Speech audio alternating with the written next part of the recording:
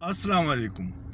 पिछले 24 से 48 घंटों में मुल्क भर में 37 से ज़्यादा छोटे बड़े दहशतगर्दी के वाक़यात हुए हैं और मुल्क की बदतरीन अमन व अमान की सूरत हाल की वजह से आज वज़ीरिस्तान में कर्फ्यू लगा दिया गया है, जबकि दूसरी तरफ इदारों और हुकूमत की तरजीहात का अंदाज़ा इससे लगाइए कि वो सिर्फ तहरीक इंसाफ और उसकी सोशल मीडिया टीम के पीछे पड़ी हुई है।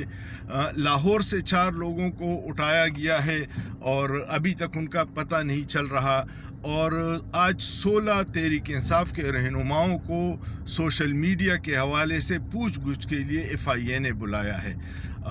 अल्लाह पाकिस्तान और पाकिस्तानी अवाम को अपने हिफ्ज़ व अमान में रखे।